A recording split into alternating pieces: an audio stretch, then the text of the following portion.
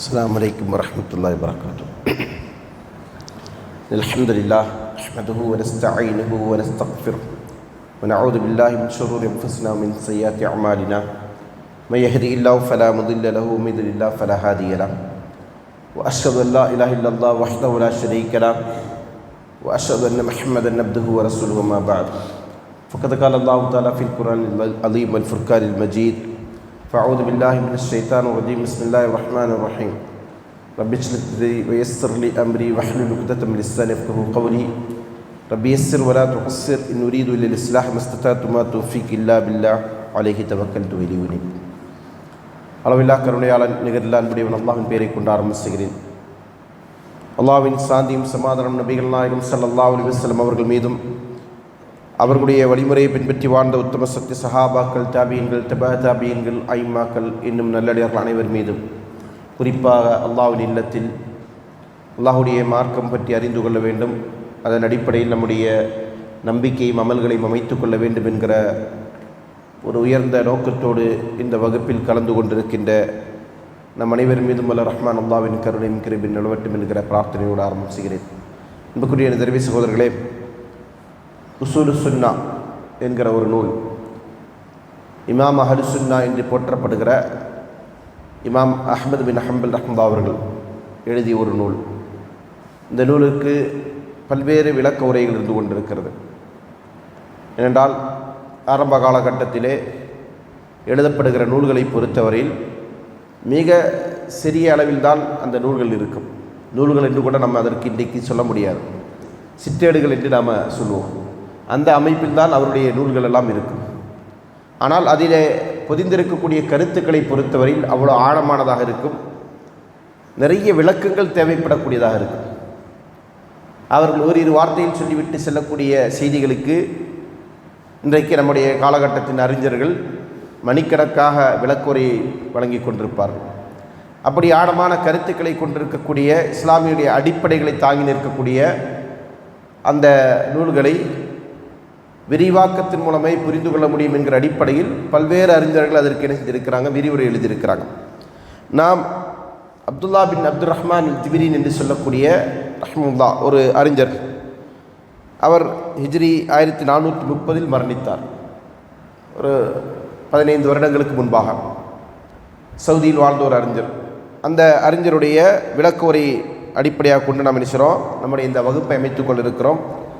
இந்த பாடத்திற்கு நம்ம செல்வதற்கு முன்பாக நூலாசிரியரை பற்றிய ஒரு குறிப்பு, நூலாசிரியர் யார், அவருடைய வரலாறு என்ன என்பதை பற்றிய சில தகவல்களை நாம் அடிப்படையாக அறிந்து கொள்ள வேண்டும் என்பதனால் அதை பற்றி சொல்லுகிறோம். காரணம், நம்முடைய சமுதாய மக்களுக்கு இன்னுமே நபி ஸல்லல்லாஹு அலைஹி வஸல்லம் வரலாறை முழுமையாக படித்து முடிக்கவில்லை அல்லது விளங்கவில்லை என்று சொல்லக்கூடிய ஒரு சூழ்நிலையில் இருக்கிறோம். அப்படி இருக்கும்போது அதற்கு அடுத்தபடியாக இருந்து கொண்டிருக்கிற சஹாபாக்கள், தாபீன்கள், இமாம்கள், இவருடைய வரலாறெல்லாம் தெரியுமா என்று கேட்டால் அறவே தெரியாது என்று தான் சொல்ல வேண்டும். அதனால் இமாம் அஹ்மத் பின் ஹம்பல் ரஹ்மத்துல்லாஹி அவர்கள் யார், அவர்களை பற்றி நாம் ஏன் படிக்க வேண்டியிருக்கிறது, அவருடைய நூல்களை ஏன் படிக்க வேண்டியிருக்கிறது என்பதை பற்றிய சில விஷயங்களை, அவருடைய வரலாற்றை அறிந்து கொள்வதன் மூலமாக நாம் தெரிந்து கொண்டிருக்கிறோம். முதலாவதாக உங்கள்கிட்ட ஒரு கேள்வி, இமாம் அஹ்மத் பின் ஹம்பல் ரஹ்மத்துல்லாஹி அவர்கள் யார் என்று நீங்கள் என்ன புரிஞ்சு வச்சிருக்கிறீங்க? இமாம் அவர்களை பற்றி என்ன தெரியும்? மாஷா அல்லாஹ், ஹதீஸை தொகுத்தவர். எந்த ஹதீஸ் கித்தாபுடைய பேர்? முஸ்னத் அஹமது. மாஷா அல்லாஹ். சரி, வேறு ஏதாவது தெரியுமா அவரை பற்றி? தாபீன்கள் வர மாட்டார், தபா தாபீன்களுக்கு பின்னாடி தான் வருவார். புகாரியுடைய ஸ்டூடெண்ட் இல்லை, ஆசிரியர். புகாரி ரஹ்மத்துல்லாஹுடைய ஆசிரியர். மாஷா அல்லாஹ். வேறு இமாம் ஷாஃபி ரஹ்மத்துல்லாஹுடைய ஸ்டூடெண்ட். மாஷா அல்லாஹ். இமாம் ஷாஃபி ரஹ்மத்துல்லாஹுடைய மாணவர், இமாம் புகாரி ரஹ்மத்துல்லாஹுடைய ஆசிரியர். Very good. அதே நேரத்தில் இமாம் ஷாஃபி ரஹ்மத்துல்லாஹுக்கு ஆசிரியர் வந்திருக்கிறார். சைனா நரசில் வரக்கூடியவர். ஹதீஸ் அறிவிப்பாளர்கள் இருக்கு இல்லையா, அந்த வரிசையில் இமாம் அஹ்மத் பின் ஹம்பல் ரஹ்மத்துல்லாஹி அவர்களுக்கு பின்னாடி தொகுக்கப்பட்ட ஹதீஸ் நூட்கள், இமாம் புகாரியாக இருக்கட்டும், இமாம் முஸ்லிம் ரஹ்மத்துல்லாஹி அவர்களாக இருக்கட்டும், இமாம் திருமதி ரஹ்மத்துல்லாஹி அவர்களாக இருக்கட்டும், இமாம் நசை, அபுதாவூத் இவங்க எல்லாருக்கும் என்ன செய்வாங்க, அந்த ஹதீஸ் துறையினுடைய அந்த ஹதீஸ் நரேஷன்ஸ் இருக்கு இல்லையா, அதாவது சனது, அந்த சனதில் ஒருவராக இவரும் என்ன செய்வார், பல அறிவிப்பாளர் வரிசையில் இடம்பெறுவார். காரணம் என்ன, இவருக்கு பின்னாடி உள்ளவங்களுக்கு இவரிடமிருந்து தான் அந்த ஹதீஸ் கிடைக்கும். வேற மாஷா அல்லாஹ்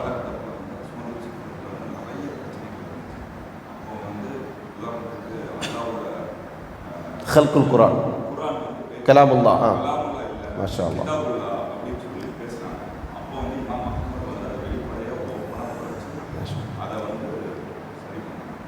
இமாம் அஹ்லி சுன்னா என்று நம்ம சொல்கிறோம் இல்லையா, இவருக்கு என்ன சொல்கிறோம், ஒவ்வொரு இமாம்களுக்கும் எல்லாருமே ஃபுகாக்கள்.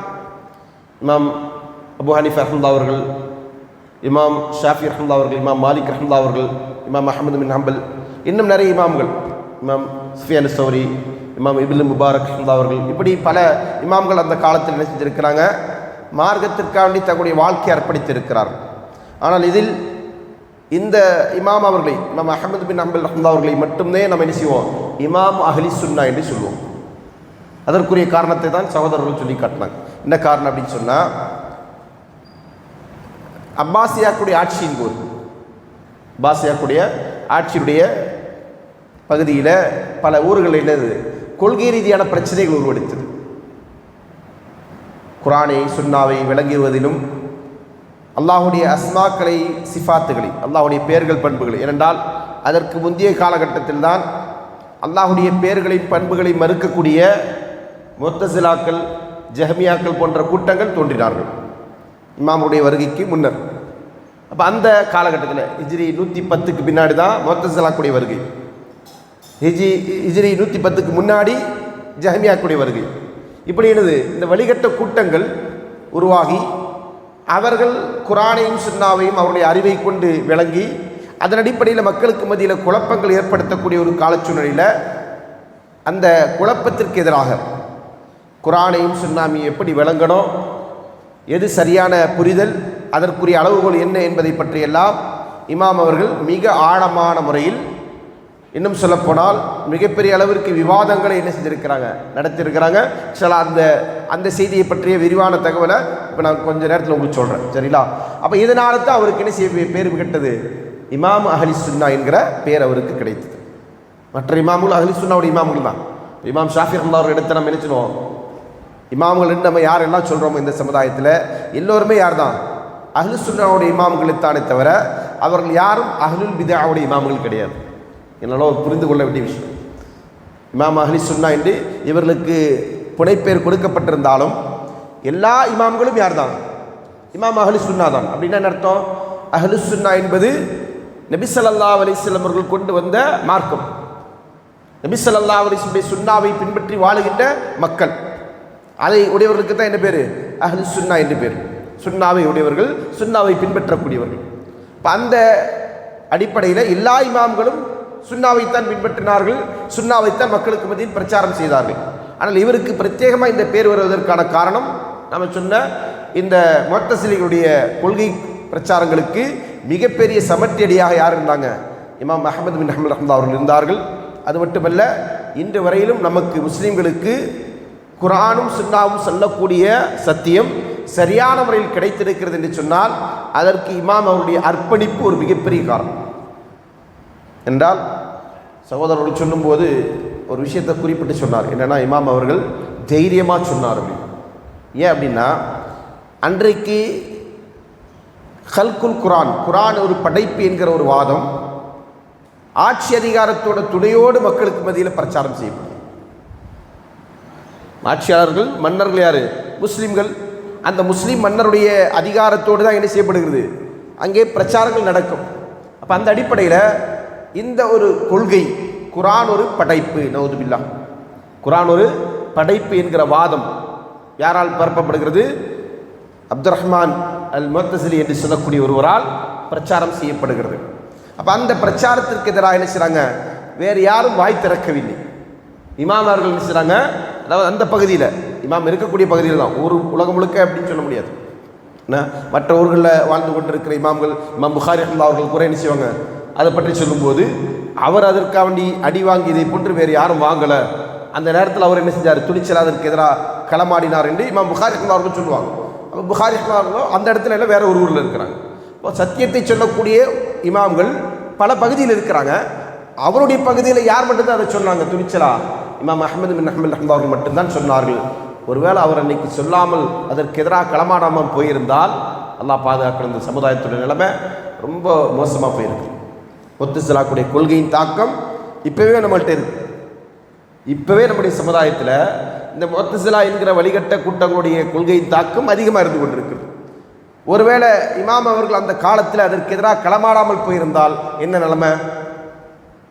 இன்னைக்கு 30-40% முத்தசிலாக்குடைய தாக்கம்னு சொன்னால் அது மாதிரி இருந்ததுன்னா 90% அவங்களுடைய தாக்கம் தான் இருந்திருக்கும்.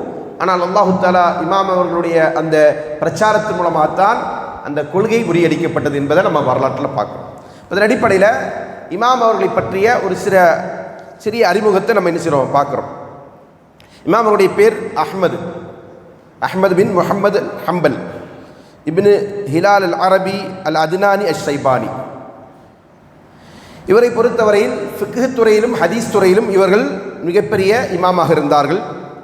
இவருடைய புனைப்பெயர் அபு அப்துல்லா, குனியா அப்படி சொல்லுவாங்க. சரிங்களா? அது அபு அப்துல்லா என்பது. இவருடைய தந்தை மர்வ் என்கிற ஒரு பகுதியை சார்ந்தவர்கள்.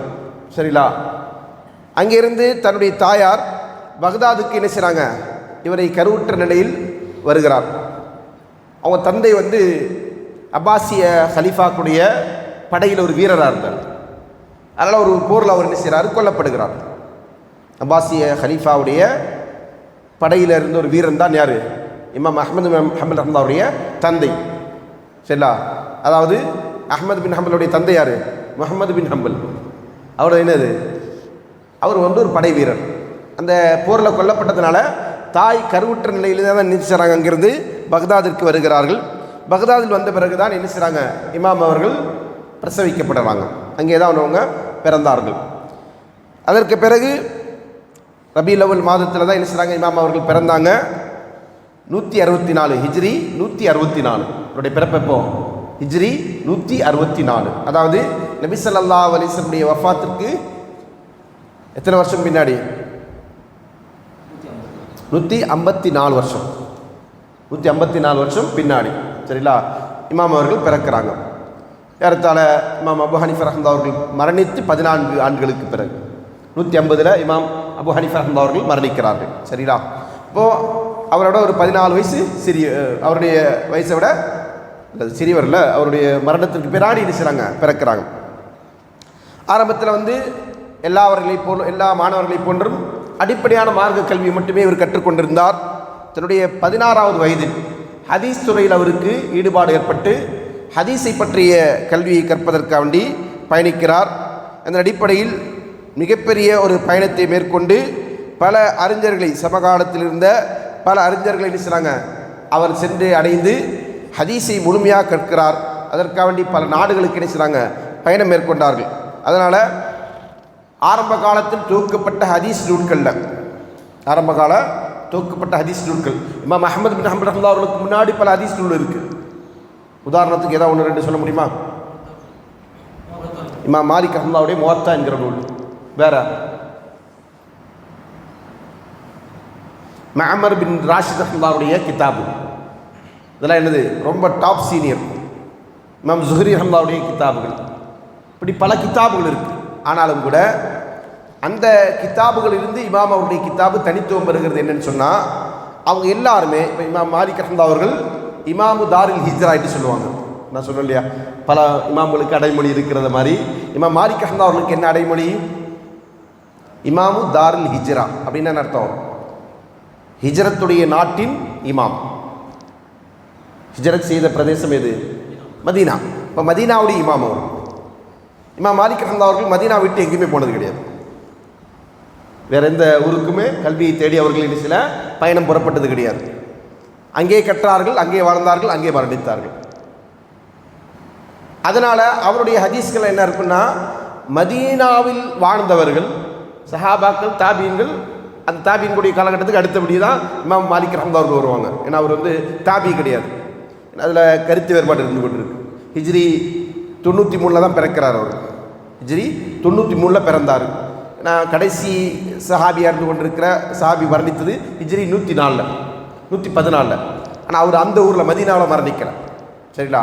அப்போ அதனால் இமாம் அவர்கள் அந்த சஹாபியை சந்திக்கவில்லை, சந்தித்தார் என்கிற கருத்து வேறுபாடு இருந்து கொண்டிருக்கிற காரணத்தினால இவரை தாபி என்று எல்லோரும் ஏற்றுக்கொள்ளவில்லை, சிலரை தவிர. சரிங்களா? இப்போ இமாம் அவர்களை பொறுத்தவரையில் மதீனாவிலே கல்வி கற்று மதீனாவில் என்ன செஞ்சாங்க, தன்னுடைய வாழ்க்கையை முடித்து கொண்டார்.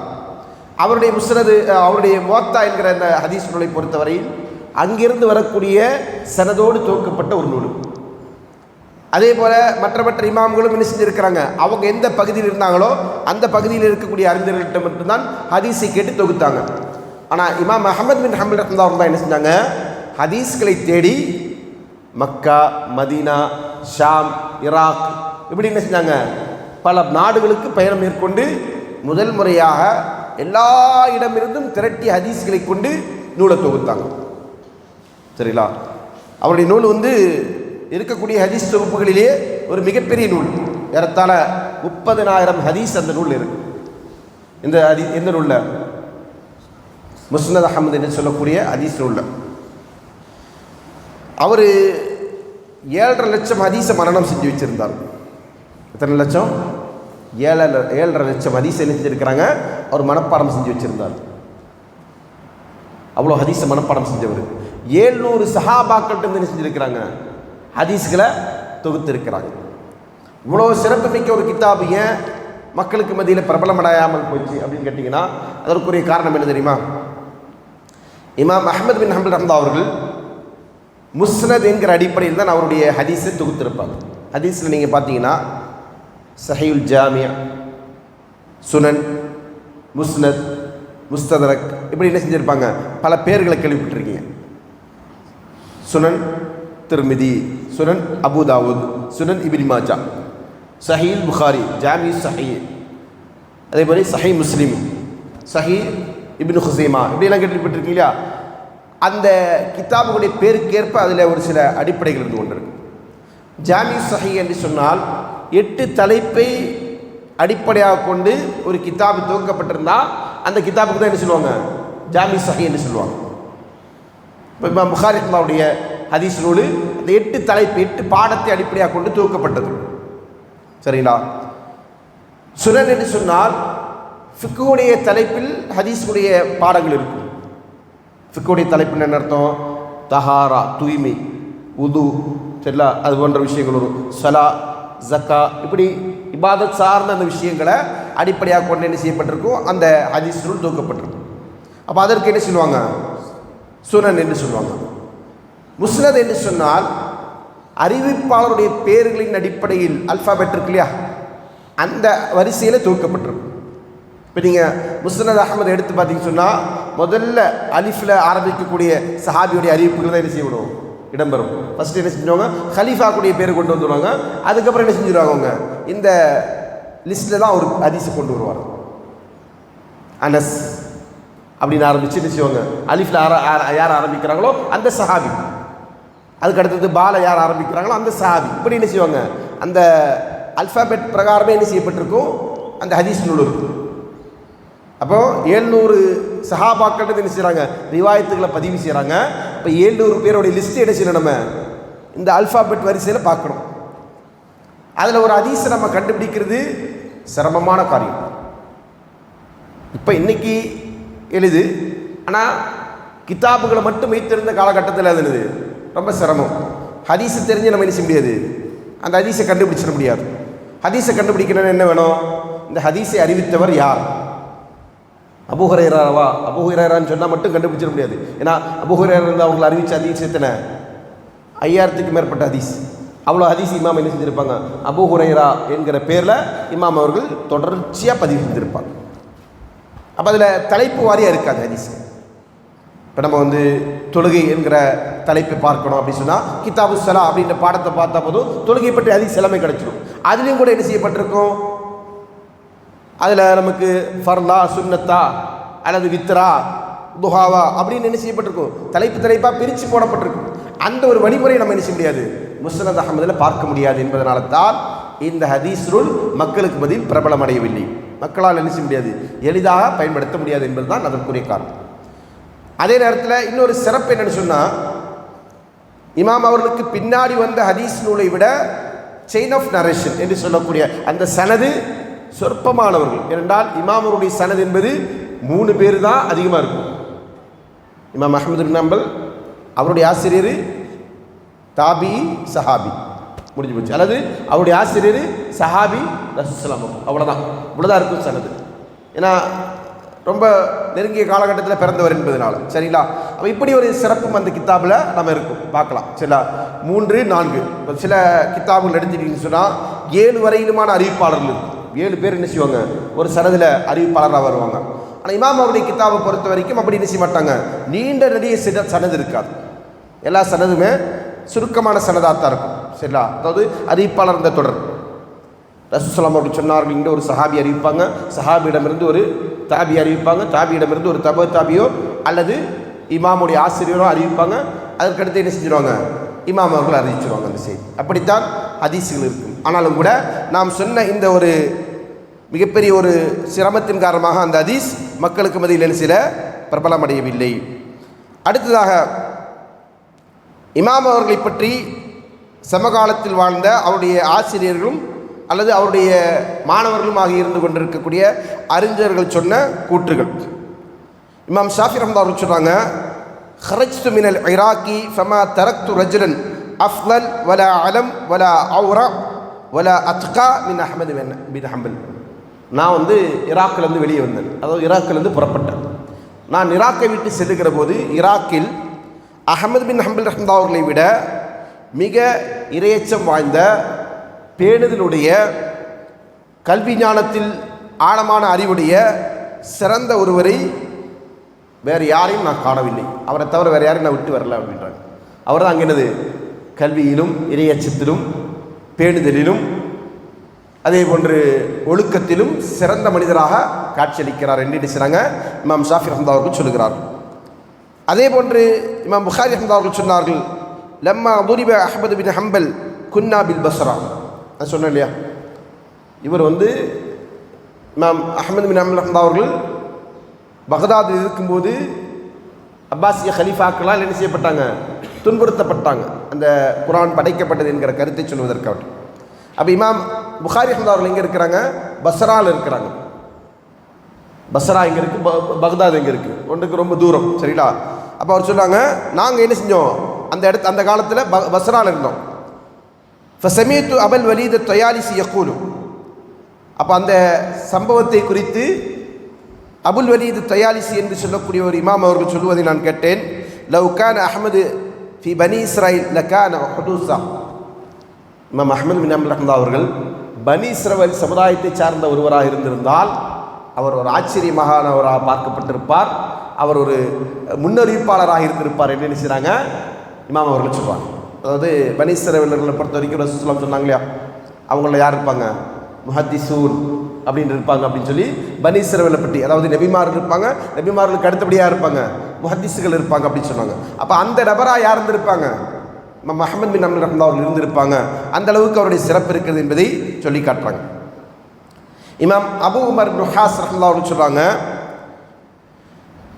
அஹ்மது பின் ஹம்பல் ரஹ்மத்துல்லாஹி அவர்கள் தீனில் மிக தெளிவான பார்வையுடையவர், உலகத்தில் மிக அதிகமாக பொறுமை காக்கக்கூடியவர், பற்றற்ற வாழ்க்கையில் மிக தேர்ச்சி பெற்றவர். அவரை விட ஒரு சிறந்த சாலிகானவரை நான் கண்டதில்லை, கடந்த காலத்தில் இல்லை, சமகாலத்திலும் இல்லை அப்படின்னு சொன்னாங்க. அவரை குறித்து இமாம் அபு உமர் இப்னு ஹாஸ் ரஹ்மத்துல்லாஹி அவர்கள் சொல்லி காட்டுறாங்க. அலி பின் மதீனி ரஹ்மத்துல்லாஹி அவர்கள், ஹதீஸ் துறையை பற்றி தெரிந்தவர்களுக்கு தெரியும், இமாம் அலி பின் மதீனி ரஹ்மத்துல்லாஹி அவர்கள் என்பவர்கள் ஹதீஸ் துறையில் மிகப்பெரிய இமாம். இமாம் புகாரி ரஹ்மத்துல்லாஹி ஆசிரியர், இவருடைய மாணவர். சரிங்களா? அவர் சொல்கிறாங்க, யாராவது ஒருவர் என்ன செய்கிறாங்க, சோதிக்கப்படுகிறார் அப்படின்னு சொன்னால் அவர் என்ன செய்யணும், எதை பற்றியுமே பொருட்படுத்த வேண்டாம், அஹ்மது பின் ஹம்பல் அவர்களை பார்த்தா போதும், அவர் அந்த சோதனையில் எப்படி கடந்து வந்தார் என்பதை பார்த்தால் போதுமானது என்று சொன்னாங்க. அதே போல் இமாம் யஹ்யா பின் மயீன், இவரும் ஹதீஸ் துறையில் ஒரு பெரிய பேரறிஞர். அவர் சொல்கிறாங்க, அஹ்மத் பின் ஹம்பல் ரஹ்மத்துல்லாஹி சில பண்புகள் இருந்தது, நான் வேறு எந்த ஆலிம் இடத்துல அந்த பண்புகளை கண்டதில்லை அப்படின்னு சொல்லி என்ன சொல்கிறாங்க. கான முஹத்திஸன், அவர் ஹதீஸை அறிவிக்கக்கூடியவராக இருந்தார். வகான ஹாஃபிலன், ஹதீஸ்களை மனனம் செய்த ஹாஃபிலாக இருந்தார். வகான ஜாஹிதன், உலகப்பற்று இல்லாதவராக இருந்தார். வகான ஆக்கிலன், அவர் மிகப்பெரிய அறிவாளியாக இருந்தார். எல்லா பண்புகளுமே ஒத்த ஒரு மனிதர். சில பேர்கிட்ட சிலது இருந்தால் வேறு சிலது இருக்காதுன்னு சொல்லுவாங்க. அந்த அடிப்படையில் இல்லாமல் இமாம் அவர்கள் நினைச்சாங்க எல்லா விதமான சிறப்பு பண்புகளையும் உடையவராக இருந்தார் என்பதை சொல்லி காட்டுகிறார்கள். அதே போன்று இமாம் அபூ ஸுர்ரா ராஸி ரஹ்மத்துல்லாஹி சொன்னாங்க, மா அரிஃபு ஃபி அஸ்ஹாபினா அஸ்வத ரஅஸி அஃப்கஹு மின்ஹு, எங்களுடைய தோழர்களில் தலைமுடி நரைத்த தலைமுடி கருத்த ஒருவரை நாங்கள் கண்டதில்லை, இவரை விட அதிகம் ஞானமுடைய ஒருவரை. அப்படின்னு சொன்ன என்ன அர்த்தம்? சிறு வயசில் அவருக்கு நிறைய ஞானம். அதனால தான் இமாம் ஷாஃபி ரஹ்மத்துல்லாஹி அவர்களை பற்றி நான் சொன்னேன். என்ன சொன்னேன்? இமாம் ஷாஃபி ரஹ்மத்துல்லாஹி அவர்கள் இமாம் அஹ்மத் பின் ஹம்பல் ரஹ்மத்துல்லாஹுடைய ஆசிரியர். ஃபிக்ஹ் துறையை பற்றிய கல்வியை இமாம் அவர்கள் யார்கிட்ட கற்றாங்க? இமாம் ஷாஃபி ரஹ்மத்துல்லாஹி இடத்துல கற்றுக்கிட்டாங்க. அப்படி இருக்கிற இமாம் ஷாஃபி ரஹ்மத்துல்லாஹி அவர்கள் சொன்னாங்க, மா ரஅய்து ஃபில் ஹதீஸி அஃப்கஹு மின் ஹாதல் ஃபதா, இந்த இளைஞனை விட, இமாம் ஷாஃபி ரஹ்மத்துல்லாஹி அவர்கள் அவரோட ஒரு 14 வயசு பெரியவர். சரிங்களா? இமாம் அஹ்மத் பின் ஹம்பல் ரஹ்மத்துல்லாஹோட 14 வயசு மூத்தவர் தான் யார்? இமாம் ஷாஃபி ரஹ்மத்துல்லாஹி அவர்கள். இமாம் ஷாஃபி ரஹ்மத்துல்லாஹி அவர்கள் ஹிஜ்ரி 150 பிறந்தார், இவர் 164 பிறந்தார். அப்போ இமாம் அவர்களிடத்தில் கல்வி கற்ற ஒரு ஃபிக்ஹ் துறையை பற்றிய கல்வியை இமாம் ஷாஃபி இடத்தில் சென்று கற்றுக்கொண்ட ஒருவர், அவர் ஹதீஸ் துறையில் எப்படி ஆகிட்டார்னு சொன்னால் இமாமோட பெரிய ஞானம் உள்ளவர் ஆகிட்டார். எந்த இமாமோட? இமாம் ஷாஃபி ரஹ்மத்துல்லாஹோட. ஏன்னா இமாம் ஷாஃபி ரஹ்மத்துல்லாஹி அவர்களுக்கு ஹதீஸ் துறையில் இமாம் அஹ்மத் பின் ஹம்பல் ரஹ்மத்துல்லாஹி அவர்களுக்கு ஞானம் இல்லை. அந்த அளவுக்கு ஹதீஸை ஒரு இடத்துல மனப்பாடம் செய்யவும் இல்லை, தொகுக்கவும் இல்லை. ஏறத்தாழ முஸ்னத் ஷாஃபி என்று சொல்லக்கூடிய ஹதீஸ் நூல்ல 1900 சில்லற ஹதீஸ்கள் வரும், 2000 ஹதீஸ் கிட்ட. சரிங்களா? அவ்வளோதான் இருக்கும். இமாம் ஷாஃபி ரஹ்மத்துல்லாஹி அவர்கள் ஹதீஸ் கிதாபு தொகுத்திருக்கிறாங்க. அந்த கிதாபில் எவ்வளோ வரும்? 2000 ஹதீஸ் கிட்ட தான் இருக்கும். ஆனால் அஹ்மத் பின் ஹம்பல் ரஹ்மத்துல்லாஹி அவர்கள் தொகுத்த ஹதீஸ் நூல் எத்தனை ஆயிரம்? 30,000 ஹதீஸ்கள். சரிங்களா? அப்போ இதனால் அவர் சொல்கிறாரு, ஹதீஸ் துறையில் இந்த இளைஞனை விட மிக விசாலமான ஞானமுடைய ஒருவரை நான் கண்டதில்லை அப்படின்னு சொல்லுவாங்க. அதனால தான் என்ன செஞ்சாங்க, அவர் இமாம் ஷாஃபி ரஹ்மத்துல்லாஹி அவர்கள் அவர்கிட்ட சொல்லுவாங்க, ஒவ்வொரு விஷயத்தையும் சொல்லிட்டு, இந்த விஷயத்தில் உங்களுக்கு சஹீஹான ஹதீஸ் கிடைச்சா எனக்கு சொல்லித்தாங்க அப்படின்வாங்க. இப்போ இது அந்த கல்வியாளருடைய பண்பு. என்னது? அவர் என்னதான் ஆசிரியராக இருந்தாலும் தன்னுடைய மாணவன்ட்டு என்ன செய்கிறாங்க, கற்பதற்கு தயார். அதனால தான் இமாம் அஹ்மத் பின் ஹம்பல் ரஹ்மத்துல்லாஹி அவர்களுக்கு ஒரு சிறப்பு சொல்லுவாங்க. என்ன அப்படின்னா, ஒரே நபரிடத்தில் அவர் ஆசிரியராகவும் இருந்தார், மாணவராகவும் இருந்தார். இமாம் ஷாஃபி ரஹ்மத்துல்லாஹி அவர்களுக்கு அவர் மாணவராகவும் இருந்தார், பிறகு என்ன செஞ்சார், அவருக்கு ஆசிரியருக்கே ஆசிரியராக மாறினார். அப்படிப்பட்ட ஒரு தனிச்சிறப்பு அவர்கிட்ட இருக்குது. அப்போ இதில் இந்த 2 இமாமுடைய அந்த விசாலமான தன்மையை நம்ம புரிந்து கொள்ளணும். போக்கு என்ன செய்கிறாங்க, தன்னை விட இளம் வயதில் இருக்கக்கூடிய ஒரு இடத்துல கல்வி கற்பதற்கு இமாம் ஷாஃபி ரஹ்மத்துல்லாஹி அவர்கள் வெட்கப்படலை. சரிங்களா? ஏன்னா கல்வி விஷயத்தில் வெட்கம் கிடையாது. தன்னை விட இளைய வயசு அப்படின்றது ஒரு விஷயம் இல்லைங்க, தன்னுடைய மாணவன். அதான் இங்கே நம்ம ரொம்ப பிரத்யேகமாக கவனிக்க வேண்டிய விஷயம். நம்மளுடைய இள வயசில் நிறைய பேர்ட்டு நம்ம கல்வி கற்க வேண்டிய சூழல் இருக்கும். ஏன்? நமக்கு அதை பற்றி ஒன்றும் தெரியாதுன்ற அடிப்படையில் நமக்கு ஞானம் இல்லாத விஷயத்த நம்மளை விட இளைஞர்கிட்ட போய் நம்ம கற்றுக்கிட்டோம், அது பிரச்சனை இல்லை. ஆனால் நமக்கும் இல்மு இருக்குது, நம்மளும் யார், மதிக்கத்தக்க போற்றத்தக்க ஒரு அறிஞராக இருந்து கொண்டிருக்கிறாங்க. அப்படிப்பட்ட ஒரு நபர் என்ன செய்கிறாங்க, தன்னுடைய மாணவன்கிட்ட போய் கல்வி கட்டுறாங்க அப்படின்றது ஒரு மிகப்பெரிய ஒரு சிறப்பு இயல்பு அப்படின்றத நம்ம புரிந்து கொள்ளணும். அடுத்தது இமாம் அவர்களை பற்றி நம்ம சொல்லும்போது சொன்னோம், இந்த இமாம் அஹ்லு சுன்னாவுடைய ஒரு இமாம். அதற்காக என்ன செஞ்சாங்க, முஅத்தஸிமுடைய காலகட்டத்தில், ஹலீஃபா முஅத்தஸிம் என்று சொல்லக்கூடியவருடைய காலகட்டத்தில் அப்துர் ரஹ்மான் என்று சொல்லக்கூடிய அப்துர் ரஹ்மான் அல் முஅத்தஸிலி என்று சொல்லக்கூடிய ஒரு இடத்துல குர்ஆன் படைக்கப்பட்டதா இல்லையா என்கிற ஒரு விவாதம் நடக்கிறது. அந்த விவாதத்துக்கு முஅத்தஸிம் தான் என்ன செய்கிறாங்க, கட்டளை பிறப்பிக்கிறாங்க. சரிங்களா?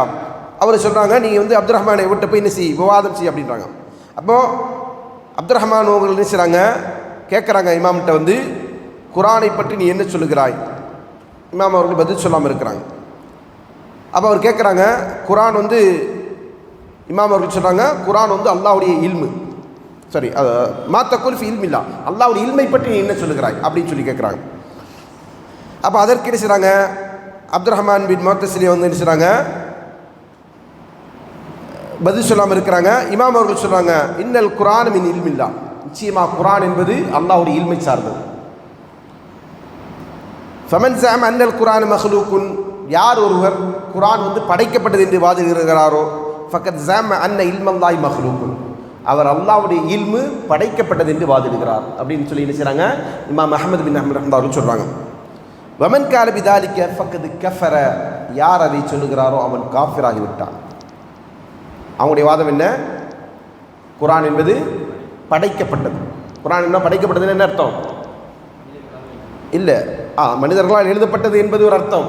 அதை தாண்டி உலகத்தில் எல்லா படைப்பும் இருக்கு இல்லையா, அது மாதிரி ஒரு படைப்பு தான் என்னது குர்ஆன். நாம் என்ன சொல்கிறோம், அஹ்லுஸ் சுன்னah அறிஞர்கள் என்ன சொன்னாங்க, குர்ஆன் என்பது அல்லாஹுடைய வார்த்தை, கலாமுல்லா, அல்லாஹ் பேசியது. அல்லாஹ் பேசிய வார்த்தைகள் தான் என்னது குர்ஆன். அப்போ அது வந்து மனிதனுடைய வார்த்தையை போன்றோ மனிதனுடைய படைப்பை போன்றோ அல்லது அல்லாஹ்வுடைய ஏனைய படைப்பை போன்ற ஒரு படைப்பல்ல. மக்கா முஷ்ரிக்கீன்கள் அது தானே சொன்னாங்க, மஹாதா கௌலல் பஷர், இது மனித சொல்லல்ல அப்படின்னு சொன்னாங்க. அப்படிப்பட்ட ஒரு வார்த்தையை அவங்க என்ன செய்கிறாங்க, அது ஒரு படைப்புன்னு சொல்கிறாங்க. நவுதுபில்லா. அப்போ குர்ஆனுடைய அந்த மகத்துவம் என்ன செய்யப்படுது, பாழாக்கப்படுகிறது. இப்போ குர்ஆன் நம்ம வந்து என்ன செய்யணும், அல்லாஹ்வுடைய கலாம் என்கிற அடிப்படையில் தான் அது புனிதமாக பார்க்கப்படுகிறது. இப்போ ஹதீஸ் நம்ம இருக்குது, குர்ஆன் இருக்குது, ரெண்டுமே வஹி தான் இல்லையா, ரெண்டுமே வஹி தான். ஹதீஸும் வஹி, குர்ஆனும் வஹி. இப்போ இதில் இபாதத்தாக கருதப்படுகிற வஹி எது, குர்ஆன். நம்ம எடுத்து ஓதுறது என்னது இபாதத், அதனுடைய ஹுரூஃப்கள் அனைத்துமே உச்சரிப்பது என்னது இபாதத். ஒரு எழுத்திற்கு 10 நன்மை. இப்போ ஹதீஸை நம்ம உட்காந்து வாசிக்கிறது இபாதத்தா, காலையிலேருந்து மாலை வரைக்கும் ஹதீஸ் கிதாப் உட்காந்து நினைச்சிடும், கல்வி கற்பதற்காக வேண்டி படிக்கிறோன்னா அது இபாதத், கல்வி என்கிற அடிப்படை. வெறுமனே நம்ம நினைச்சிடும் ஹதீஸை படிக்கிறோம் நன்மை உண்டாகட்டும் அப்படின்னு நினச்சி ஹதீஸுடைய வாசகங்களை நம்ம வாசித்து கொண்டிருந்தால் நமக்கு ஏதாவது நன்மை கிடைக்குமா? ஒரு எழுத்திற்கு 10 நன்மை என்கிற அடிப்படையில் நன்மையை நம்ம அடைய முடியுமா? முடியாது. அதே மாதிரி அது வந்து அப்படி ஒரு இபாதத்தை செய்ய முடியுமான்னு அதுவும் செய்ய முடியாது. கல்வியை கற்பதற்காக வேண்டி மட்டும்தான் படிக்கிறமே தவிர, அமல் செய்வதற்காக வேண்டி மட்டும்தான் படிக்கணுமே தவிர, வெறுமனே அதனுடைய ஹர்ஃபுகளை உச்சரித்து கொண்டு இருப்பதற்கு அது படிக்கக்கூடாது. அப்போ இந்த ஒரு அடிப்படை என்ன செய்கிறாங்க, அவங்க தகர்க்கக்கூடிய வேலையைத்தான் இந்த முத்தஸிலிகள் செய்கிறாங்க. அப்போ அவர் என்ன செய்கிறாங்க, அது குஃப்ர் என்று சொல்கிறாங்க. அப்போ இவர் சொல்கிறாரு, யார், இந்த அப்துல் ரஹ்மான் அல் முத்தஸிலி என்று சொல்லக்கூடிய, நான் முத்தஸிலி என்று சொல்லிட்டு வரேன் சரிங்களா. அவர் சொல்கிறாங்க, இன்னல்லாஹ கான ஃபில் அஸலி வலம் யகுன் மஅஹுல் குர்ஆன், அல்லாஹ் தஆலா ஆரம்பத்திலிருந்தே இருந்து கொண்டிருக்கிறான். அஸலி, அல்லாஹ் என்னது, ஆரம்பம் இல்லாதவன், துவக்கம் இல்லாதவன், என்றென்றைக்கும் இருந்து கொண்டிருக்கக்கூடியவன் சரிங்களா. குர்ஆன் அல்லாஹ்வுடைய இல்லை. அப்போ இது வந்து என்னது அவனுடைய வாதம். அப்போ இமாம் அவர்கள் என்ன செய்கிறாங்க, வேறு சில ஆதாரங்களை என்ன செய்கிறாங்க, எடுத்து காட்டுறாங்க.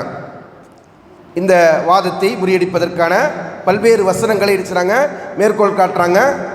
அப்போ அவர் என்ன செய்கிறாரு, சில ஹதீஸ்கள் எல்லாம் எடுத்து சொல்கிறாரு. என்னென்னு இதை அவருடைய ஆரம்பத்தில் அவர் என்ன செய்கிறாரு, முழுக்க முழுக்க வாதங்களை எடுத்து வைக்கிறார். இப்போ வாதங்களை எடுத்து வைக்கும்போது இமாம் என்ன செய்கிறாங்க, நீ எது வாதங்களை வைக்காமல் ஆதாரங்களை வைக்கும். குர்ஆன் சுன்னா வந்து பேசு அப்படின்னா, அப்போ குர்ஆன் சுன்னா அல்லாத வேறு எதையும் பேச மாட்டீங்களான்னு கேட்குறாரு. யார்கிட்ட, இமாம் அஹ்மத் பின் ஹம்பல் ரஹ்மத்துல்லாஹி இடத்துல குர்ஆன் சுன்னா அல்லாமல் வேறு எதையும் நீங்கள் பேச மாட்டீங்களான்னு கேட்குறாங்க. அப்போ அவர் என்ன சொல்கிறாரு, குர்ஆன் சுன்னா ரெண்டு தானே மார்க்கம். இமாம் சொல்கிறாங்க, வால் யகுமுல் இஸ்லாம் இல்லா பிஹிமா, இஸ்லாமே குர்ஆன் சுன்னாவும் கொண்டு எல்லாமே வேறு எதை கொண்டாந்து நிற்குமா அப்படி சொல்கிறாங்க. அப்படியானா அவங்க சொல்கிறாங்க, ஹலக்க குல்ல ஷைன், அல்லாஹ் எல்லாத்தையும் படைச்சான் அப்படின்னு சொல்கிறான். குர்ஆனும் ஒரு ஷெய் தான், ஒரு பொருள் தான் அப்படின்னு சொல்லி யார் சொல்கிறாங்க, முத்தஸிலி வாதம் வைக்கிறாங்க.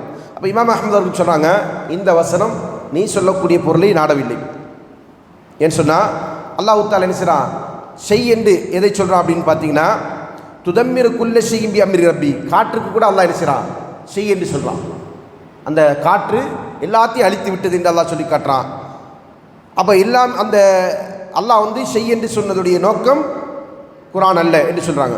அப்போ இவர் என்ன செய்கிறாங்க, மயத்தி மின் திக்ரின் மின் ரப்பிஹிம் முஹதஸின் இல்லஸ்தமவு வஹும் யலஅபூன், அல்லாஹ்விடமிருந்து புதிதாக எந்த ஒரு பேச்சை வந்தாலும் அவங்க என்ன செய்கிறாங்க, திக்ரு ஒரு நினைவூட்டல் வந்தாலும் அவங்க என்ன செய்கிறாங்க, அதை வந்து கேட்டுவிட்டு விளையாட்டில் இருக்கிறாங்க அப்படின்னு சொல்லி நிராகரிப்பாளர்களை பற்றி அல்லாஹ் பேசக்கூடிய வசனத்தை சொல்லி காட்டிட்டு சொன்னாங்க, ஃபல் யகூனு முஹத்திஸன் இல்லல் மஹ்லூக்.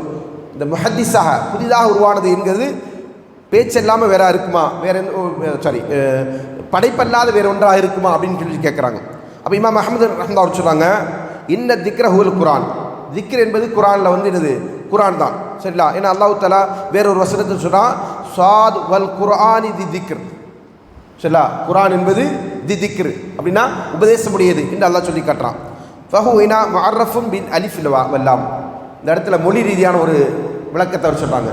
அந்த வசனத்தில் திக்ர் என்று தான் அல்லாஹ் சொல்கிறான், இந்த வசனத்தில் சொன்னான் அத்திக்ர் என்று சொல்கிறான்.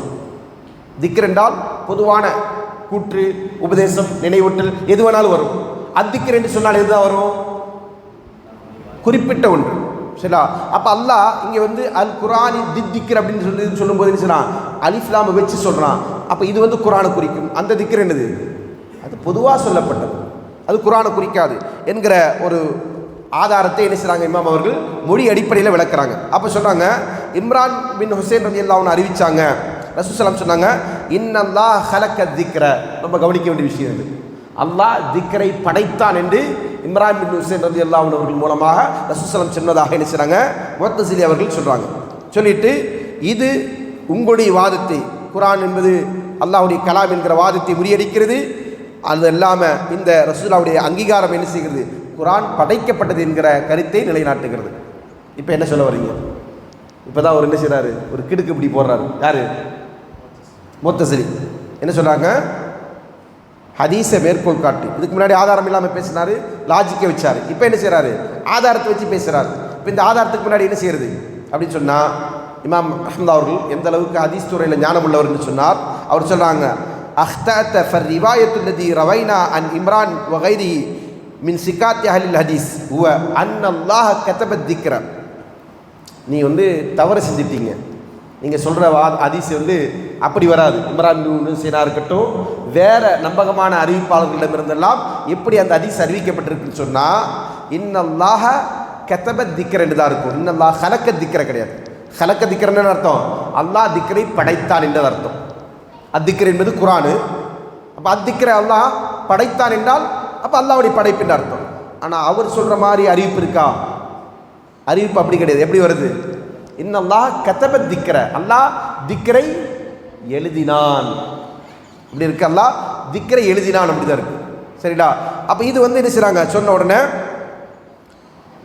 அப்போ இன்னொரு வாதத்தை எடுத்து வைக்கிறாங்க. ரசூல் ஸல்லல்லாஹு சொல்லியா, தகர்ரப் இலல்லாஹி மஸ்ததஅத ஃபைன்னக லன் ததகர்ரப் இலல்லாஹி பிஷைஇன் ஹுவ அஹப் இலைஹி மின் கலாமிஹி. நீங்கள் அல்லாஹ்விடத்தில் முடிந்த அளவுக்கு நெருங்குங்க. அல்லாஹ்விடத்தில் நீங்கள் அல்லாஹ்விற்கு மிக பிரியமான ஒன்றை கொண்டு, அதாவது அவனுடைய கலாமை விட பிரியமான ஒன்றை கொண்டு நீங்கள் அவனை நெருங்குவதில்லை அப்படின்னு சொன்னாங்க. இப்படி ரசூலுல்லாஹ் சொன்னாங்களே? ஆமாம் சொன்னாங்க தான். அப்போ இதில் வந்து குரான் வந்து படைக்கப்பட்டது என்பதற்கு ஆதாரம் இருக்குது அப்படின்னு சொல்கிறாங்க. யார்? முஅத்தஸிலி சொல்கிறாங்க. இப்போ இமாம் அவர்கள் சொல்கிறாங்க, அப்படி ஒரு ஆதாரத்தை அதில் நான் பார்க்கல. அப்படி ஆதாரம் இருக்கா? வெளிப்படையாக நமக்கு தெரியுது ஆதாரம் இல்லைன்னு. அதுக்கு பெரிய லாஜிக் ஒன்று வைக்க வேண்டியதில்லை. சரிங்களா? அப்போ அவர் சொன்னார், இதா கராத்தல் குரானி தகர்ரபு பிஹி இலல்லாஹி தஆலா அலைஸத் கலிமாத்துன் முஅல்லஃபத்துன் மின் ஹுரூஃபின் வ அஸ்வாத்தின்.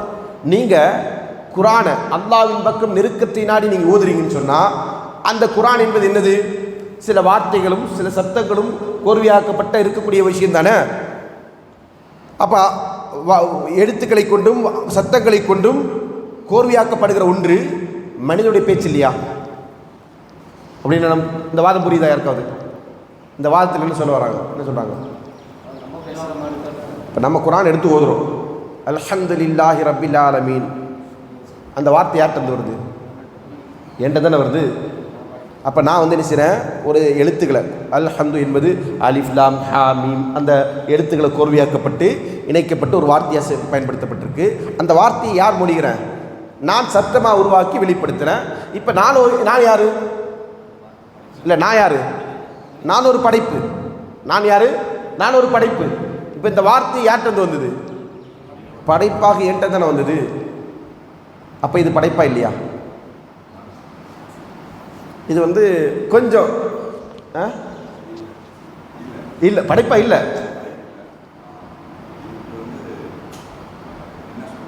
இல்லை இமாம் அவருக்கு பதில் சொல்லுவாங்க, விளக்கம் இருக்குது இன்ஷால்லா. சரிங்களா, இது படைப்பா இல்லையா என்பது அவனுடைய வாதம். சரிங்களா, இப்படித்தான் என்ன செய்வாங்க. இப்போ இதில் ரெண்டு விஷயத்தை நம்ம புரிந்து கொள்ளணும். ஒன்று, விதத்துவாதிகளை பொறுத்த வரைக்கும் ஆதாரங்களில் மோசடி செய்வாங்க. நல்லா புரிஞ்சுக்கணும், ஆதாரங்களில் மோசடி செய்வாங்க. எப்படி மோசடி செய்வாங்க? இப்போ முன்னாடி நான் ஒரு ஹதீஸ் சொல்லி காட்டினேன். என்ன சொன்னாங்க? இன்னல்லாஹ் ஹலக்க திக்ர அப்படின்றாங்க. இன்னல்லாஹ் கத்தப திக்ர தான் ஹதீஸு. அல்லாஹ் திக்ரை எழுதினான் என்பதுதான் ஹதீஸு. அது அவன் எப்படி சொல்கிறாங்க? இன்னல்லாஹ் ஹலக்க திக்ர, அல்லாஹ் திக்ரை படைச்சான் அப்படின்றாங்க. அப்போ குர்ஆன் ஆகிடும். இப்படி வந்து என்னது, ஹதீஸில் மோசடி செய்யணும். அது ஆதாரங்களை மோசடி செய்வாங்க. இன்னொன்று, தவறான அர்த்தத்தை கற்பிப்பார்கள். அது எப்படி அர்த்தத்தை கற்பிக்கிறது? லாஜிக் வச்சு. லாஜிக் அப்படின்னது தத்துவம், தர்க்கவியல். அப்போ அந்த அடிப்படையில் தான் இங்கே என்ன செய்கிறாங்க, சொல்கிறாங்க.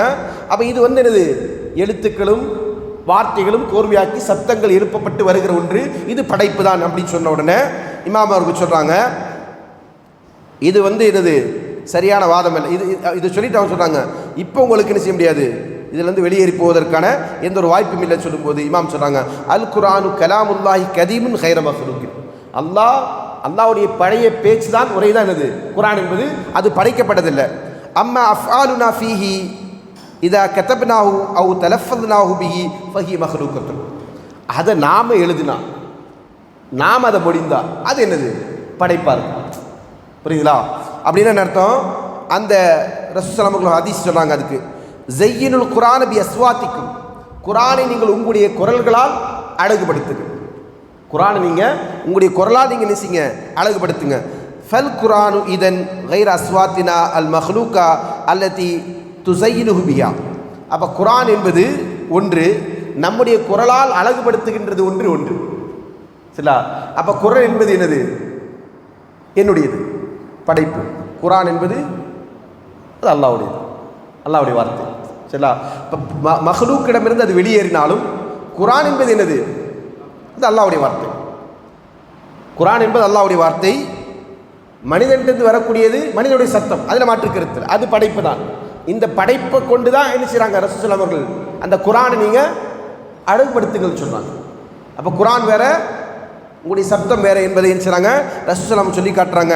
அப்படி சொல்லிட்டு சொல்கிறாங்க, அல் கலாமு கலாமுல் பாரி. அந்த உரை, அந்த கலாம் என்பது, பேச்சு என்பது படைப்பாளுடைய பேச்சு. வல் சவுத்து சவுத்துல் காரி, சத்தம் காரியுடைய சத்தம், ஓதக்கூடியவருடைய சத்தம். சரிங்களா? ஓதப்பட்டது குர்ஆனு, ஓதியது காரி.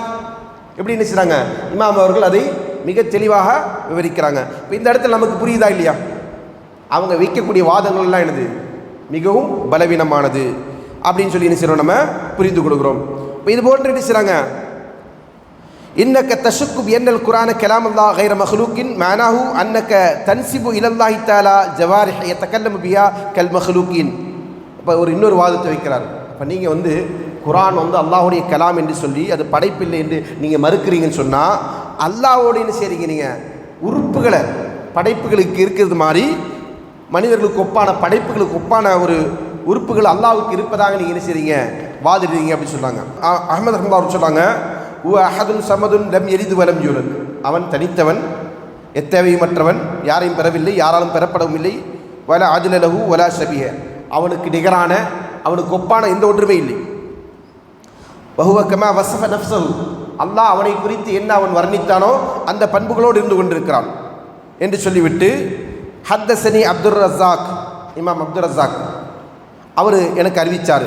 அன் மஅமர் பின் ராஷித் அப்படின்னு சொல்லி நான் ஒரு கிதாபை சொன்னேன். இதெல்லாம் என்னது, இமாம் முஹம்மது பின் ஹம்பல் ரஹ்மத்துல்லாஹி அவருடைய கிதாபுக்கு முன்னாடி எழுதப்பட்ட கிதாப். அன் ஜுஹ்ரி, இமாம் ஜுஹ்ரியிடமிருந்து, அன் சாலிம் அன் அபிஹி அன் நபி ஸல்லல்லாஹு அலைஹி வஸல்லம் கால, நபி ஸல்லல்லாஹு கூறியதாக. இந்த ஹதீஸ் வந்து பலவீனமானது. ஆனால் இமாம் அவர்கள் சொல்கிறாங்க, அவருடைய அந்த உரையில் இதை என்ன செய்வாங்க, எடுத்துக்காட்டுவாங்க. இன்னல்லாஹ கல்லம மூசா பி மியத்தி அல்ஃபி கலிமத்தின், 1,00,000 வார்த்தைகளை கொண்டு அல்லாஹ் என்ன செஞ்சிருக்கிறான், மூசாவிடத்தில் பேசியிருக்கிறான். வைஸ்ரின் அல்ஃப கலிமத்தின் வசலா சிமியத்தி கலிமத்தின், அதே போல் 20,00,000 3,00,000 என்று செய்கிறாங்க சொல்கிறாங்க.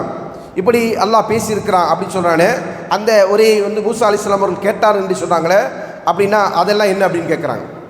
அப்போ அதற்கு முஅத்தஸிலி சொல்கிறாங்க, கதிப்த அலா ரசூலில்லாஹி ஸல்லல்லாஹு அலைஹி வஸல்லம், அல்லாஹ்வின் தூதர் மீது நீ பொய்யை உரைத்து விட்டாய் அப்படின்னா. அதாவது இது வந்து இட்டுக்கட்டப்பட்ட செய்தின்னு அவர் சொல்கிறாரு. இட்டுக்கட்டப்பட்டது இல்லை, பலவீனமான செய்தி தான். சரிங்களா? இட்டுக்கட்டப்பட்டதுக்கும் பலவீனத்துக்கும் வித்தியாசம் இருக்குது. இட்டுக்கட்டப்பட்ட செய்தியை ரசூலுல்லாஹி ஸல்லல்லாஹு அலைஹி வஸல்லம் மீது சொல்லலாமா என்று கேட்டால் அது ஹராம். பலவீனமான செய்தி சொல்லலாமா? ரசூலுல்லாஹி ஸல்லல்லாஹு அலைஹி வஸல்லம் இணைத்து சொல்லலாமா? தாராளமாக சொல்லலாம். ஏன்னா அது ஹதீஸ் கலை. சரிங்களா? அப்போ இமாம் அஹ்மது என்ன செய்கிறாங்க, ஈயக்கு ஆதா கதிம மின்னி அலா ரசூலுல்லாஹி ஸல்லல்லாஹு அலைஹி வஸல்லம், இது நான் அல்லாஹ்வின் தூதர் மீது பொய் சொன்னதா நீ வாதிட்டேன்னு சொன்னால், கால் அல்லாஹு தஆலா, அல்லாஹ் சொல்லுகிறான், கல்லமல்லாஹு மூசா தக்லீமா, அல்லாஹ் மூசாவிடத்தில் பேசினான், நேரடியாக பேசினான் என்று அல்லாஹ் சொல்கிறான். இப்போ இதற்கு என்ன சொல்கிறார்? அல்லாஹ்வுடைய பேச்சு, அல்லாஹ்வுக்கு கலாம் என்கிற பண்பு இருக்குது என்பதுதான் அஹ்லு சுன்னாவுடைய நம்பிக்கை. அப்படி ஒரு பண்பு இல்லை என்பதுதான் யாருடைய நம்பிக்கை? முத்தசிலாக்குடைய நம்பிக்கை, அவங்களுடைய வாதம். அல்லாஹ் பேச மாட்டான். எப்படி? அல்லாஹ் பேச மாட்டான். சரிங்களா? அல்லாஹ்வுக்கு பேச்சு கிடையாது. எப்படி? இன்றைக்கு நம்முடைய சமுதாயத்தில் கூட பல அறியாமையில் இருக்கக்கூடிய மக்கள் என்ன செய்வாங்க, அல்லாஹ்வை பற்றி சொல்லுங்க அப்படின்னா என்ன சொல்லுவாங்க? அல்லாஹ் யார் தெரியுமா? கண் இல்லாமல் பார்க்குறவன், காது இல்லாமல் கேட்குறவன், வாய் இல்லாமல் பேசுகிறவன், நவுதுபில்லா, இப்படி சொல்லுவாங்க. சொல்கிறது கேட்டிருக்கீங்களா? அல்லாஹ் யார்? கண் இல்லாமல் பார்க்குறவன், காது இல்லாமல் கேட்குறவன், வாய் இல்லாமல் பேசுகிறவன் அப்படின்றத அல்லாஹ்வுடைய பண்பா அவங்க சொல்லுவாங்க. இப்படி ஒரு பண்பு அல்லாஹ்வுக்கு இருக்கா? இது அல்லாஹ் தன்னை பற்றி சொன்ன பண்பா? கிடையாது. இப்போ அறியாமையினால என்ன செய்றாங்க, மக்கள் உருவாக்கி கொண்ட சித்தாந்தம். அப்போ அதே சித்தாந்தத்தை யார் சொல்கிறாங்க? முஅத்தஸிலி சொல்கிறான். அப்போ அதற்கு இமாம் அவர்கள் என்ன செய்றாங்க, சரிப்பா ஹதீஸ் தான் பொய், விட்டு நான் ரசூலுல்லாஹி ஸல்லல்லாஹு அலைஹி வஸல்லம் மீது பொய் சொன்னதாக வச்சுக்கோ, குர்ஆன் வசனத்துக்கு நீ என்ன செய்ய போகிற? ஏன்னா அல்லாஹ் சொல்கிறான், மூசாவிடத்தில் அல்லாஹ் பேசினான். முஅத்தஸிலாக்களை விட பனி இஸ்ரவேலர்களை சார்ந்தவர்கள், அந்த இணை வைப்பாளர்கள் சிறந்தவங்க. ஏன் அப்படி சொன்னால், அவங்க என்ன செய்வாங்க, காளை கன்றை வணங்குவாங்க இல்லையா? வணங்குறதுக்கு அவங்க என்ன நியாயம் சொல்லுவாங்க?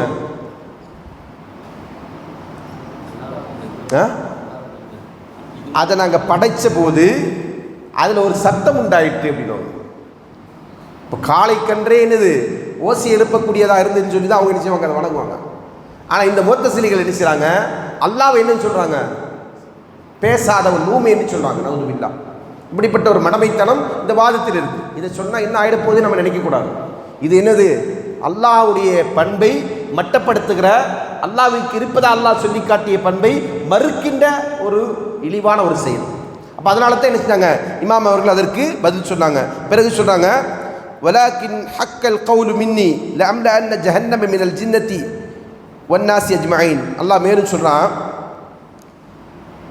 என்னுடைய சொல் உண்மையாகிவிட்டது. என்ன சொல்லு? நான் வந்து ஜின்களிலிருந்தும் மனிதர்களிலிருந்தும் ஒரு கூட்டத்தை கொண்டு நரகத்தை நிரப்புவேன் அப்படின்னு அல்லாஹ் சொன்னான். அல்லாஹ் இதை என்ன செய்றான், என்னுடைய சொல் என்று சொல்கிறான். சொல்லுனா என்னது, வார்த்தை இல்லாமல் சொல்ல இருக்குமா அப்படின்னு சொல்லும்போது, அப்போது இது வந்து என்ன சொல்கிறாங்க, இமாம் சொல்கிறாங்க, லைஸ ஹல்கன், அல்லாஹ் வந்து படைப்பு என்று சொல்லலை, அல்லாஹ்வுடைய வார்த்தை என்று சொல்லுகிறான். அப்போ இந்த உரையாடல் இப்படியே நடந்து கொண்டிருக்கும்போது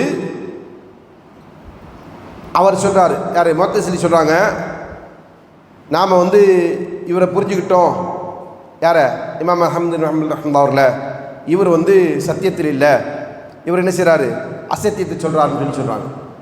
அல்லாஹ் நேரடியாக குர்ஆன் என்ன சொல்லிட்டான், கல்லமல்லாஹ் மூசா தக்லீமா, அல்லாஹ் மூசாவிடத்தில் என்ன செஞ்சிட்டாங்க, நேரடியாக பேசினான் என்று அல்லாஹ் சொல்லுகிறான். இதை எப்படி மறுக்கிறது?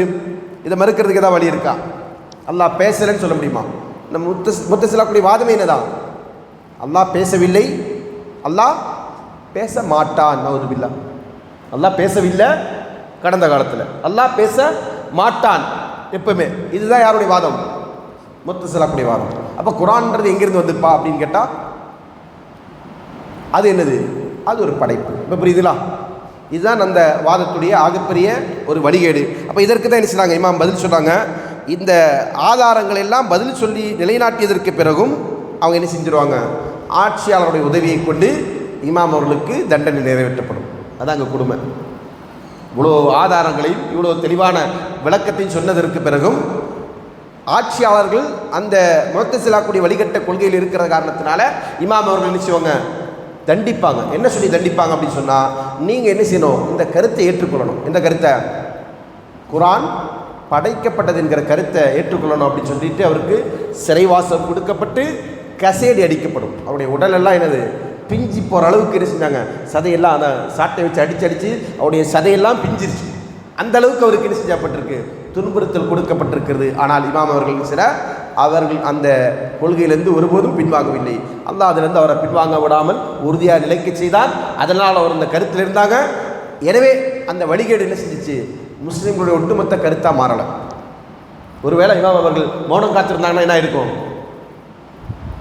இமாம் அவர்கள் எதிர்த்து பேசுகிறாங்க, அந்த கொள்கையை நிலைநாட்டி கொண்டே இருந்தாங்க. அவர்களுக்கு தண்டனை கொடுக்கப்பட்டதற்கு பிறகும் சிறைவாசத்துக்கு அனுப்பப்பட்டதற்கு பிறகும் என்ன செஞ்சாங்க, அதிலிருந்து பின்வாங்கவே இல்லை. பல இமாம்கள் என்ன செஞ்சாங்க, அந்த காலத்தில் இதே கருத்துடையவர்களாக இருந்தாங்க. யாருடைய கருத்துடையவர்களாக, இமாம் அஹ்மது பின் ஹம்பலுடைய கருத்துடையவர்களாக நேர்வழியில் இருக்கக்கூடிய பல இமாம்கள் இருந்தாங்க. ஆனால் அவங்க என்ன செஞ்சாங்க, தண்டனைக்கும் துன்புறுத்தலுக்கும் அஞ்சி மௌனம் காத்தாங்க, வெளிப்படையாக பேசுவதற்கு முன் வரல, அப்படி இருந்தாங்க.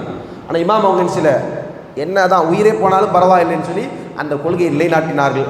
அதனால தான் இன்று வரையிலும் முஸ்லீம்களுக்கு மத்தியில் என்ன இருக்குது, குர்ஆன் அல்லாஹ்வுடைய கலாமுல்லா என்கிற அந்த நம்பிக்கை உறுதியாக இருந்து கொண்டிருக்கிறது. இல்லாவிட்டால் அது அல்லாஹ்வுடைய கலாம் அல்ல. இப்போ இதனால் பார்த்தீங்கன்னு சொன்னால் சமூகத்தில் வந்த வழிகட்ட கூட்டங்கள் முத்தசிலாக்கள் செஞ்சவங்க அல்லாஹ்வுக்கு பேசுதல் என்கிற பண்பு இல்லை என்று மறுத்துருவாங்க. ஜஹமியாக்கள் அல்லாஹ்வுடைய பண்புகளின் அல்லாஹ்வுடைய சிஃபத்துகளை எல்லாத்தையும் மறுத்துருவாங்க. பேர்களையும் மறுப்பாங்க, பண்புகளையும் மறுப்பாங்க. இவங்க பண்புகளை மட்டும் மறுப்பாங்க.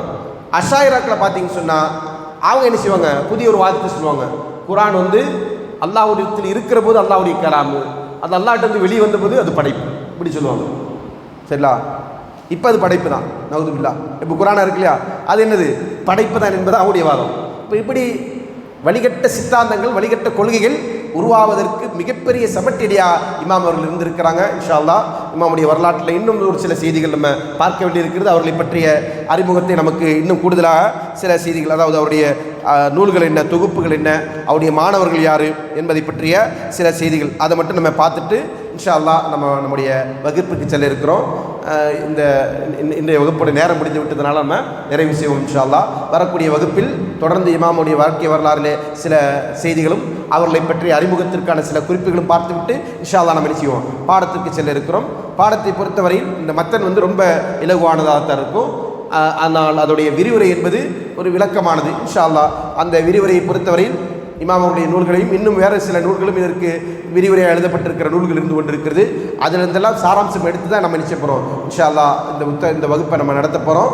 எனவே வருகின்ற சகோதரர்கள் குறிப்பு எடுத்துக்கொள்ளக்கூடிய விதத்தில் தான் நம்ம நிச்சயம் அந்த மத்தன்களை சொல்லுவோம். மத்தன்களை நம்ம சொல்லும்போது இமாம் அவர்கள் சொன்னாங்க, உசூலு சுன்னத் இந்தனா தமஸ்ஸுக்கு பிமா அலைஹி, அதாவது நிச்சயவங்க அவங்க சொல்லக்கூடிய அந்த வாசகத்தை, சுன்னாவுடைய அடிப்படை என்பது நமக்கு எதை சஹாபாக்கள் பற்றி பிடித்துக் கொண்டிருந்தார்களோ அந்த விஷயத்தையும் முன்னோர்கள் கடைபிடித்துக் கொண்டிருந்த வழிமுறையும் நம்ம நினைச்சிருது அப்படியே பற்றி கொண்டிருப்பது என்பதை நினைச்சுவாங்க அவர் சொல்லுவாங்க.